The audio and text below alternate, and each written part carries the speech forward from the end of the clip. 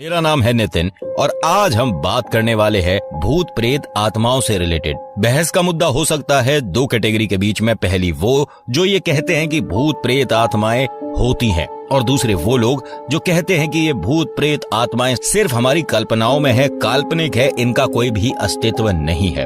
तो इन दूसरी कैटेगरी वालों से मेरा एक छोटा सा सवाल है, आपने ईश्वर को कभी नहीं देखा, भगवान को कभी नहीं देखा, लेकिन भरोसा करते हो। तो जैसा कि आपने शैतान को भी नहीं देखा तो उस पर भरोसा क्यों नहीं करते। ये बात है मसूरी की। तकरीबन 8 या 9 दोस्त मिलके मसूरी जाते हैं। मसूरी में जाके देखते हैं तो एक भी लॉज, एक भी होटल, एक भी धर्मशाला खाली नहीं। बहुत ज्यादा बिजी, बहुत ज्यादा पब्लिक होती है, उसकी वजह से उन्हें कहीं भी कमरा नहीं मिलता। एक आदमी उन सभी के पास आकर पूछता है कि अगर आपको किसी भी तरह की कोई भी जरूरत है तो मुझे बताइए। तो उन्होंने फटाक से अपनी जेब से 500 का नोट निकाला और कहा कि हम आपको ये 500 रुपए देंगे अगर आप हमारे को कोई ढंग के होटल में रुकवा दो। तो उस आदमी ने कहा कि इन पैसों की जरूरत नहीं है, मैं उसी होटल में काम करता हूँ। उन सभी ने कहा कि तुम तो भगवान बन के आए हो। वो आदमी एकदम से हंसने लगा और कहा कि कुछ भी कहो, मुझे ये नाम मत दो और मेरे पीछे पीछे आओ, होटल तक ले चलता हूँ। किसी को कोई अंदाजा नहीं था कि उस आदमी ने ऐसा क्यों बोला है।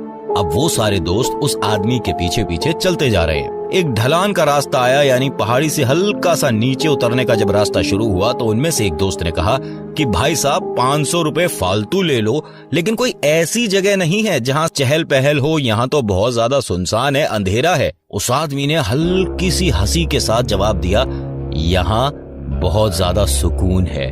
वो आदमी वास्तव में उन्हें एक होटल तक ले आया। तो होटल के रिसेप्शन पे जो मैडम खड़ी थी उनसे कहते हैं कि भाई आपने जो ये गाइड रखा हुआ है ना, बहुत बेहतरीन है, हमें इतनी दूर से होटल तक ले आया, कमाल हो गया। जो मैडम खड़ी थी उन्होंने मुस्कुरा के कहा कि थैंक यू सर, अब ये बताइए कि कितने लोग हो आप, कितने कमरे बुक करने हैं। उन्होंने कहा कि हम तकरीबन 8 या 9 दोस्त हैं और हम एक ही कमरे में रुकना पसंद करेंगे, तो अलग अलग कमरे हमें नहीं लेने, बशर्ते आप 3 कमरों का किराया हमसे ले लो। उन मैडम ने हंस के एक बात कही कि ऐसी कोई जरूरत नहीं है, आप एक ही कमरे का किराया दीजिएगा और कुछ खाना हो तो इस नंबर पे फोन कर दीजिएगा। अब ये जैसे ही सारे दोस्त कमरे के लिए जा रहे थे तभी एक लड़के ने पूछा, हमारा कमरा तो बताइए कि हम कौन से रूम में जाएं। उसने बस हंस के जवाब दिया, किसी भी रूम में आप ठहर सकते हैं, पूरा होटल खाली है। उनमें से एक दोस्त बोला कि भाई बड़ा अजीब नहीं लग रहा, पूरे होटल में सिर्फ एक ये मैडम है रिसेप्शन पे, एक वो बाहर दरबान खड़ा है और एक वो जो हमारे को लड़का लेके आया, कुछ अजीब सा लग रहा है, किसी और होटल में चलते हैं। सब दोस्तों ने कहा कि ये डरता बहुत ज्यादा है, इसका हम डर छत पर ले जाकर निकालेंगे।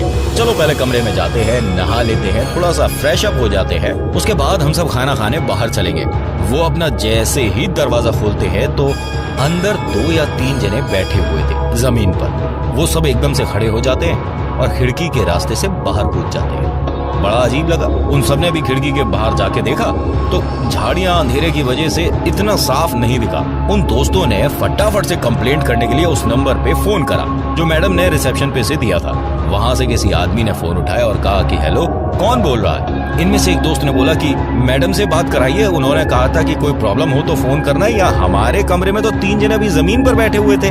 उस आदमी ने दोबारा कहा, आप बोल कौन रहे हो। तो उस लड़के ने अपना नाम बताया और कहा कि हम आपके होटल में हैं, रिसेप्शन पे जो मैडम है उन्होंने मुझे ये नंबर दिया था और कहा था कि पूरे होटल में सारे कमरे खाली हैं, किसी भी कमरे में आप रुक जाओ। उस आदमी ने कहा कि सर क्यों मजाक कर रहे हो। दूसरे लड़के ने फोन छीना और लाउड स्पीकर ऑन करके बोलता है कि अगर अभी 2 मिनट में हमारा कमरा आपने नहीं बदलवाया तो मैं आपके होटल की ऐसी कंप्लेंट करूंगा सर कि होटल बंद हो जाएगा। दूसरी तरफ से आदमी क्या बोलता है, सर पहले खुलवा तो दीजिए, उसके बाद बंद भी करवा देना। वहां सारे दोस्तों के बीच में एकदम सन्नाटा छा गया और उन सभी दोस्तों में से एक दोस्त बोला, आप क्या क्या बोल रहे हो, मुझे कुछ समझ नहीं आ रहा है। फिर वो आदमी बोलता है कि साहब मेरा वो होटल 11 साल से बंद पड़ा है क्योंकि वहां कुछ अप्रिय घटनाएं होने लगी थी, कुछ अजीब अजीब लोगों को महसूस होने लगा था, उसकी वजह से मुझे मजबूरन अपना होटल बंद करना पड़ा। क्या बोल रहे हो आप, कैसी बातें होने लगी थी।